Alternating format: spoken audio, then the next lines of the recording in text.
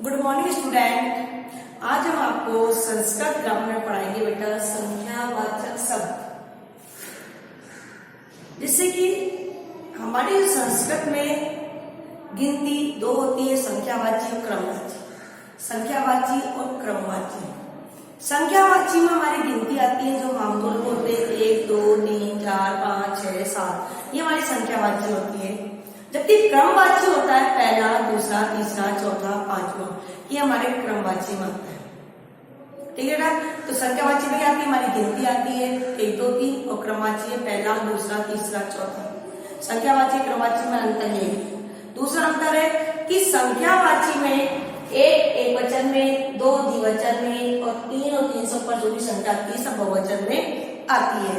जबकि क्रमवाची में आपकी सभी क्रम संख्या होती है वो हमेशा एक वचन में आती है। जैसे एग्जाम्पल,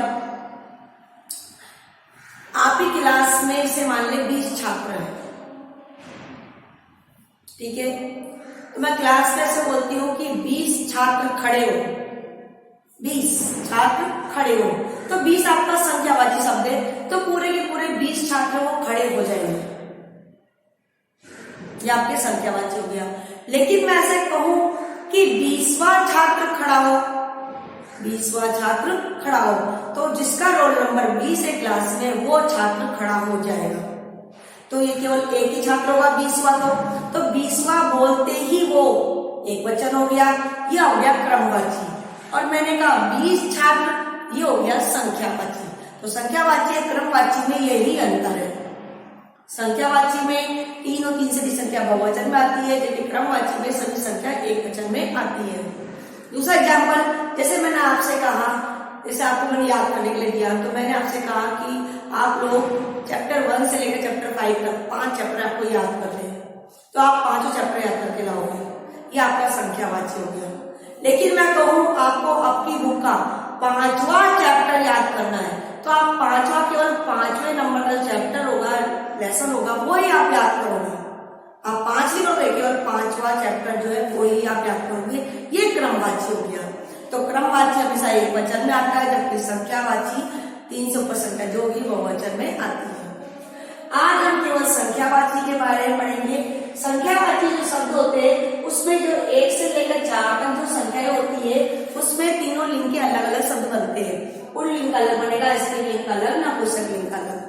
लेकिन 5 से ऊपर जो भी संख्या आएगी, 5 से ऊपर जो भी आती है आपकी 100 200 300 100 वगैरह जो भी आपकी आती है, वो सब संख्या एक वचन में 5 से ऊपर 100 तक संख्या आएगी वो सब एक जैसी ही बनेगी। 5 से ऊपर 100 तक जो संख्या आएगी ना बेटा, वो आपकी एक जैसी ही बनेगी। अब देखो, हमें केवल 100 तक गिनती याद रखनी है, वो कैसे करनी है।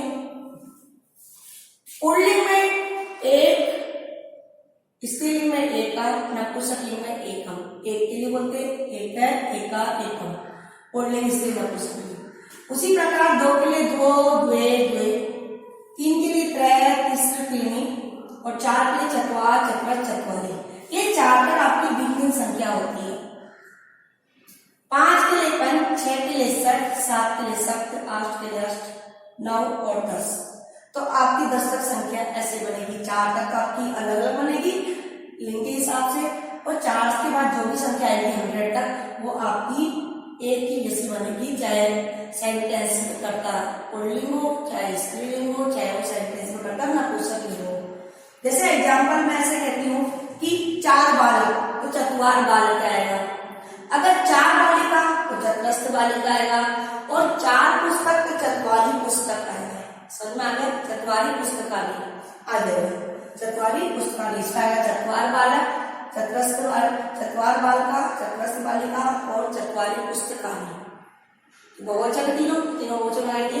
इसका क्या बनाएंगे, चतवार बालिका, चतुरस्थ बालिका संस्कृत में, और चतवारी पुस्तकालय 4 पुस्तक। लेकिन अगर मैं कहती हूं 5 बालक, 5, 4 के बाद 5 आ गया, 5 बालक, तो 5 बालिका। अगर कहती 5 बालिका तो भी था 5 बालिका, और कहती 5 पुस्तक तो भी था 5 पुस्तकानि।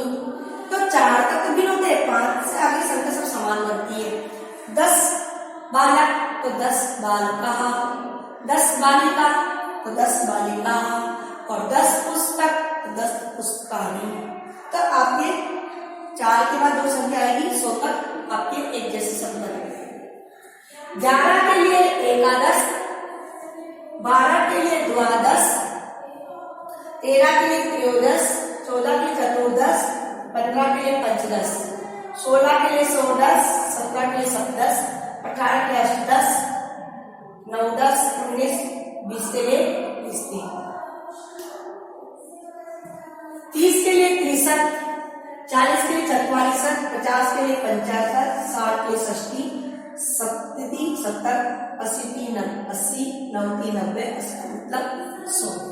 तो ये आपकी 100 तक गिनती इसी से बन जाएगी। अब आप बोलोगे मैडम आप 20 तक लिखवा दिए, 21 से आपने लिखवाया नहीं। हम 21 से लिखवाने की जरूरत नहीं बेटा, आपको केवल यहाँ से हमें 20 तक याद करना है, ठीक है। फिर 30, 40, 50, 100 तक याद करना है। केवल आपको 1 से लेकर 20 तक याद करना है, फिर 30, 40, 50, 60, 70, 80, 90, 100 याद करना है। ये आपको ये याद करना है, इसी से हम 100 तक आपकी गिनती बना देंगे। जैसे कि आपको एक एग्जाम्पल बताती हूँ मैं। जैसे मैंने लिखा 25, 25, अब आपको 25 को संस्कृत में लिखना है, क्योंकि 25 मैंने यहाँ लिखा ही नहीं, यहाँ तो पहले 20 तक लिखा है मैंने, 30, 40, 50 लिख दिया। अब 25 संस्कृत आप कैसे करोगे? पहले आप इसके करोगे 2 टुकड़े, केवल 2 टुकड़े करने में। 20 + 5 कर दिए 2 टुकड़े में। एक छोटी संख्या, एक बड़ी संख्या, एक इकाई में, एक दहाई में से बोल सकते हो, आप एक इकाई में, एक दहाई में कर लीजिए। इतना कर लिया। अब आप देखो इसमें छोटी संख्या क्या है? 5, ठीक है, और 20 में बड़ी संख्या है, छोटी संख्या क्या है इसमें? 5। छोटी संख्या को हमने पहले लिखना है, 5 के लिए बोला था मैंने इसमें 5 हो गया। पहले हमने संख्या लिखी 25, इसके हमने 2 टुकड़े किए, एक दहाई में, एक इकाई में, 20 + 5 कर दिया हमने। अब छोटी संख्या क्या है इसमें? 5 के लिए हमने 5। अब होता 20 के लिए क्या लिखा होगा ब्लैक बोर्ड पे? देखो 20 का आएगा 20, तो 25 बन गया। जैसे मैं लिखती 37, इसके हम 2 टुकड़े करेंगे, 30 + 7 कर दिए 2 टुकड़े। अब 7 छोटी संख्या है, तो लिखिए 7 के लिए 7 लिख दिया। और 30 के लिए क्या लिखा मैंने यहाँ पर? 63, या 37 बन गया। तो इस तरह से आपको यहाँ से 10 तक गिनती, फिर 11 से 20, और फिर 30, 40, 50, 60, 80, 90, 100, ये आपको लर्न करना है। इसी से आपकी 100 तक गिनती बन जाएगी। जैसे एक एग्जाम्पल और देखिए, इसमें लिखा 42, इसको हम अलग करेंगे 40 + 2, तो 2 के लिए आता है 2, और 40 के लिए क्या लिखा है मैंने? 40। जैसे लिखा मैंने 99, इसको आप 2 तरह से कर सकते हो। तो आप ये वाला देखिए, 90 + 9,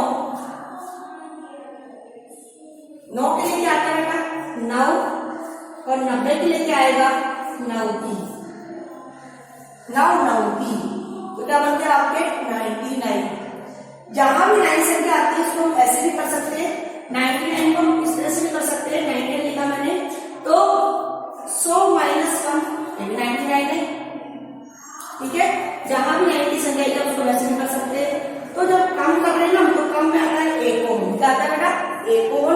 और फिर किससे कम है? 100 से कम है। 1 कम किससे? 100 से, तो 1 और शतम, 1 और शतम। तो 99 को ऐसे लिख सकते हैं, ऐसे भी लिख सकते हैं। अन्य उदाहरण देखिए, जैसे कि मैं लिखा 81, तो पहले इसके टुकड़े कीजिए, 2 टुकड़े, एक दहाई में, इकाई में कर दिया हमने। अब 1 के लिए क्या लिखा मैंने? 1। अब 80 के लिए लिखा 80T,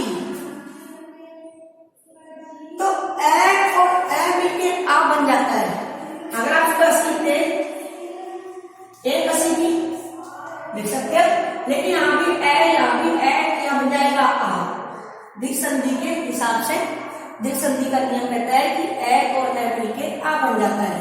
यहाँ पर एटा सीपी क्या बन गया ये 81। समझ में आ गया?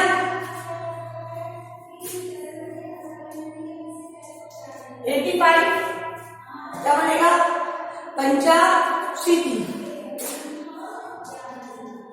तो घर में आप लोग इस तरह से प्रैक्टिस करना संख्यावाची करने की, और ये वक्त आपको अपने पेपर में करना ही है, साथ में इसे लर्न भी करना है। एक बात मुझे देख लीजिए कि संख्यावाची और क्रमवाची में क्या अंतर होता है। संख्यावाची आपकी गिनती होती है 1 2 3 4, कभी क्रमवाची होती है पहला दूसरा तीसरा चौथा। दूसरी बात, संख्यावाची में 3 से अधिक संख्या बहुवचन में आती है, क्रमवाची में संख्या एकवचन में आती है।